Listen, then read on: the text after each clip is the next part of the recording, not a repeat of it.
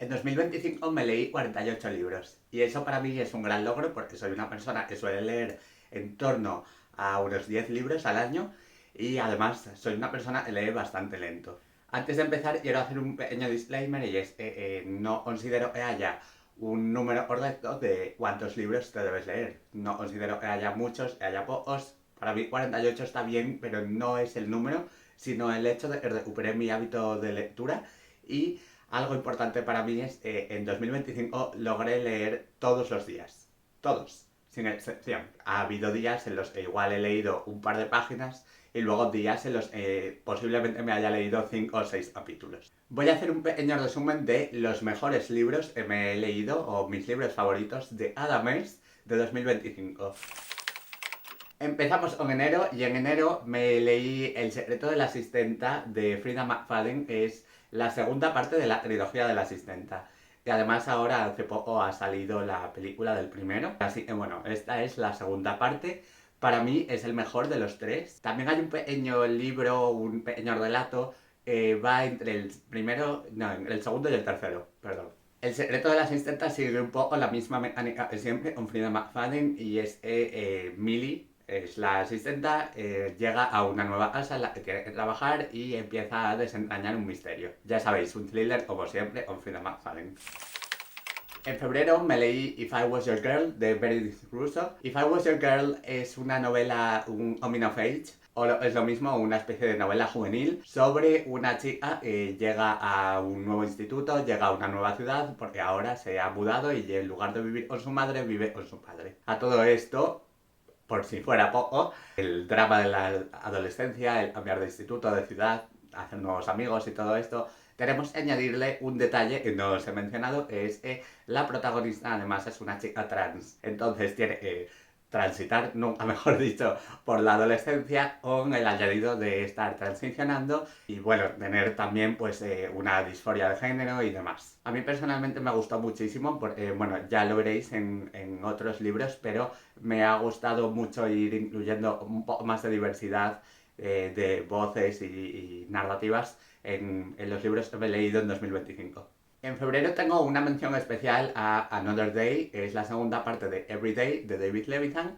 El primero fue, o bueno, es uno de mis libros favoritos de todos los tiempos. Y finalmente he decidido ponerme a leer también el resto de la saga, aunque lo saco bastante a posteriori. Y Another Day básicamente nos cuenta de nuevo la misma historia, el primer libro, pero desde el punto de vista de la chica, de Rhiannon. En marzo me leí, como prácticamente todo el planeta, Amanecer en la cosecha. Es la quinta parte de Los Juegos del Hambre de Susan Collins. Amanecer en la cosecha sucede unos 25 años antes de los Juegos del Hambre de la trilogía inicial, de los Juegos del Hambre de Katniss. Así que en esta ocasión vemos un pasaje de los 25, un evento especial en el que Haymitch, el mentor de Katniss y Pita, gana los juegos en unos juegos un tanto especiales, porque en lugar de 24 tributos hay 48. Para mí, dentro de toda la saga, de los 5 libros que la componen hasta hoy, al menos, es de los mejores, me ha gustado muchísimo.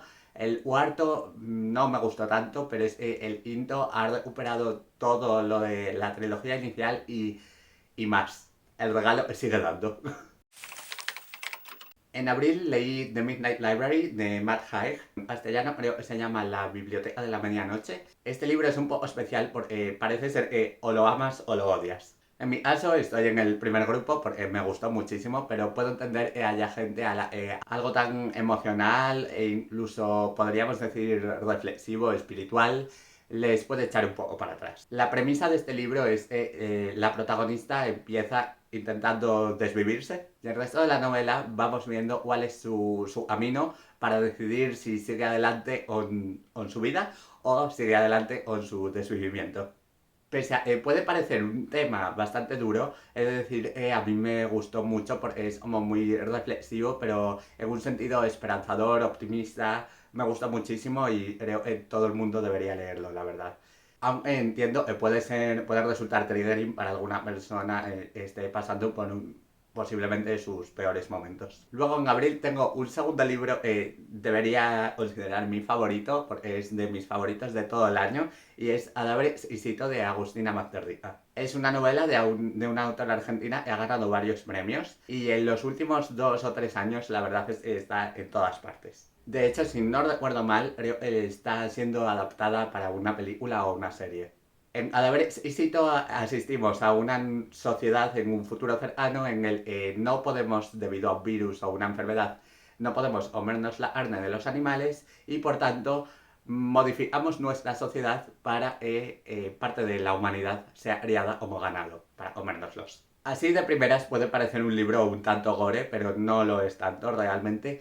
Pero está muy bien escrito y me ha gustado mucho, además de ser muy ágil, muy rápido de leer. Pero me ha gustado mucho porque sin pretenderlo tampoco te lleva a una serie de reflexiones sobre, por supuesto, el veganismo, el cambio climático, pero también sobre el consumismo, el capitalismo, el feminismo, muchos sismos. Pero sin duda merece la pena porque además de ser tremendamente original toda la idea, me gusta mucho cómo está narrado. En mayo me leí Yellowface o Amarilla de R.F. Wang y este libro creo que también tiene un poco mixed reviews. Porque hay gente a la que no le gusta mucho esta autora y gente que la ama. En mi caso me gustó mucho, me resultó muy entretenido, pero sobre todo la parte que más me ha gustado es poder ver los entresijos, digamos, de el mundo editorial en este libro, desde la promoción de un libro antes de salir a la venta, las firmas de libros, las entrevistas con la autora, los fans en internet y demás, el odio online, los rumores, las acusaciones de plagio. Hay muchísimas capas en esta novela. A mí me gustó muchísimo porque parece que cuando parece que ya se está solucionando algo, de repente a la autora le sucede algo más y algo más y algo más. Y bueno, a mí me ha gustado mucho, te mantiene muy entretenido. Y bueno, no he contado mucho de qué va, pero es básicamente una autora publica un libro y la gente empieza a rumorear sobre si habrá sido plagiado o no. Y todo esto además con el componente de ser una persona racializada, una persona asiática o de estar aprovechándose de la cultura asiática, mejor dicho. Para junio tengo None of This is True o Nada de esto es cierto de Lisa Jewell. Esta novela para mí fue totalmente inesperada.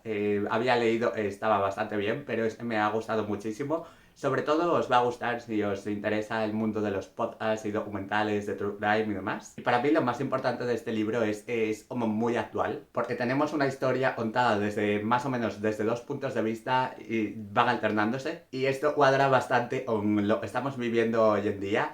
Hay bulos por todas partes, hay posverdad y creo que es un buen reflejo de cómo no sabemos realmente la verdad sobre nada porque todo depende desde qué punto de vista te lo estén contando, ¿verdad? Al final, quien controla la narrativa es realmente quien controla la historia. En este caso tenemos a dos mujeres narrando alternamente la historia y una de ellas parece tener unos secretos que ocultar y la otra va entrevistando a través de un podcast y vamos sabiendo un poco lo que es cierto o lo que no. Hay que hacer un poco ese trabajo para discernir qué parte de todo esto es verdad y qué parte de todo esto es mentira.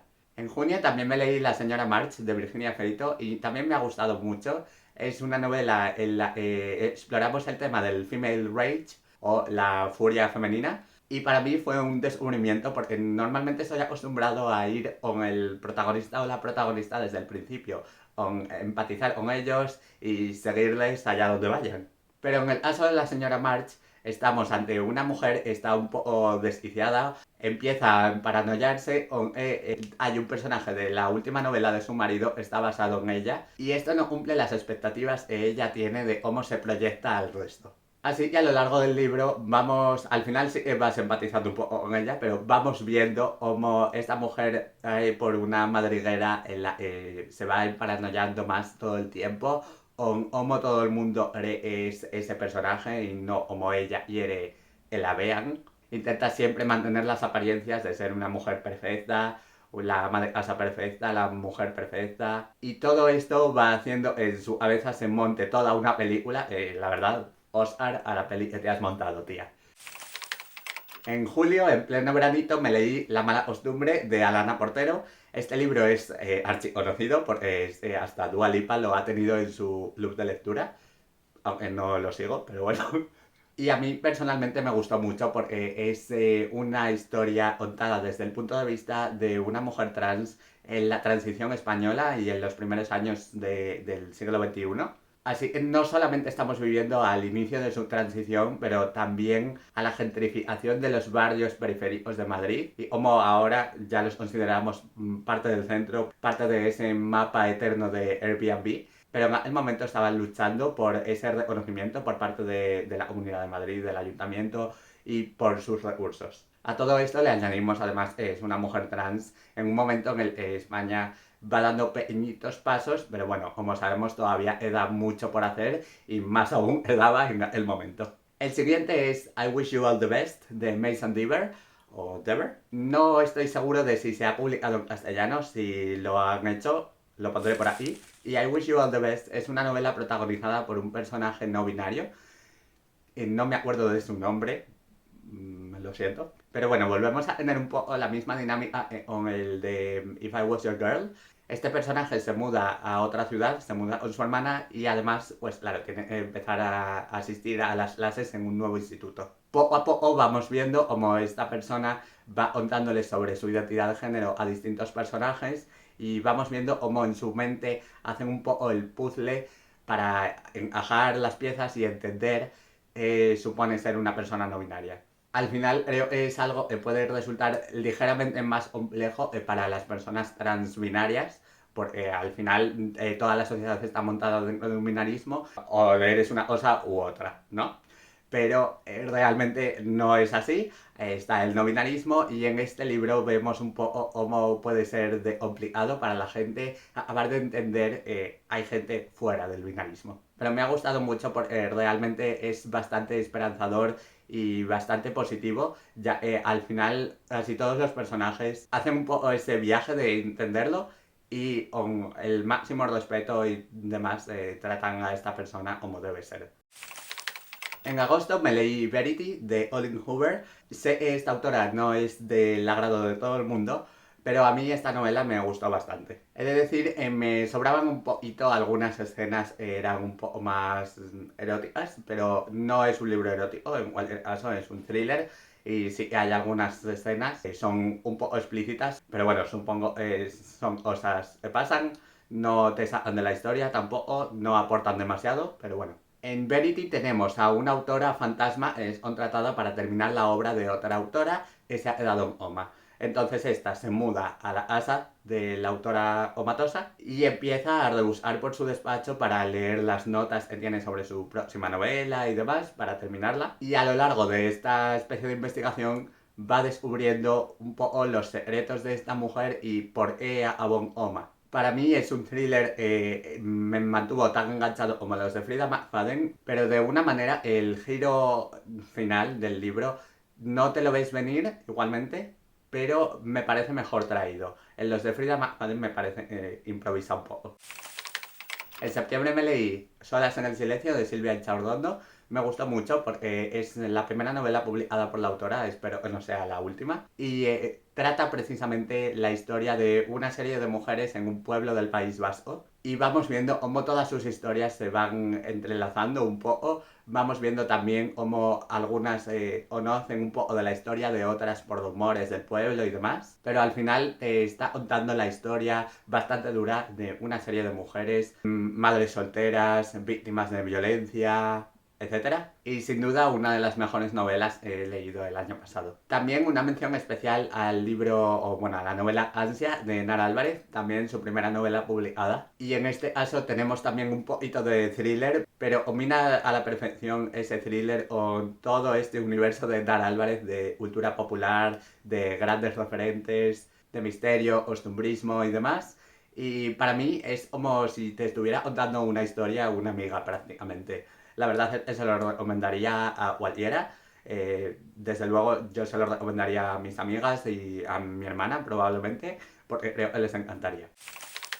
En octubre tengo un libro que no es mi favorito, pero este mes leí poco. Bueno, leí a diario, pero muchos de los libros que leí los fui abandonando porque entré en una especie de bloqueo lector. Entonces, para un bloqueo lector, siempre creo el de lo mejor que puedes hacer es leerte un Frida McFadden. Ya sabéis, Frida McFadden me he leído como 6 o 7 libros de ella y siempre sigue más o menos la misma mecánica. Pero lo bueno es que siempre cumple lo que promete, es mantenerte pegado a las páginas. Un libro te lees súper ágil, te engancha. Así, en esta ocasión me leí Never Lie o Nunca Mientas de Frida McFadden, pero he de decir que no me gustó. Al ser ya el último libro que me he leído de esta autora, ya me veía venir un poco e iba a ser exactamente la misma mecánica que siempre. Parece que sigue siempre la misma fórmula. Y en esta ocasión, como os adelantaba antes con Verity, ese giro final que tiene en las historias siempre, me ha parecido totalmente inventado. De repente no te lo ves venir por ningún sitio, parece que te va llevando por otro lado y de repente cambia totalmente las tornas y te lleva por otro, no hay ni pies ni cabeza ahí. Para mí no me ha gustado nada ese final, sobre todo. El resto del libro, bueno, ha estado decente, supongo, pero bueno, dentro de la simplicidad de la misma fórmula de siempre, o Frida McFadden. En noviembre me fui de vacaciones a Cabo Verde y para estar tumbado bajo una sombrilla, me parecía lo mejor era llevarte un libro que fuera el más largo de los que he leído en 2025 y es Legado en los huesos de Dolores Redondo.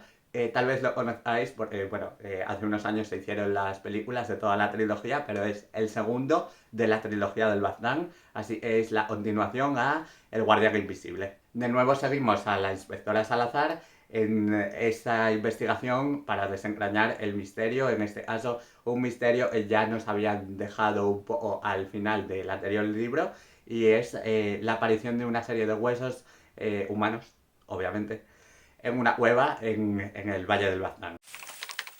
Y finalmente en diciembre me leí un libro que me hace especial ilusión porque es de Leticia Sierra.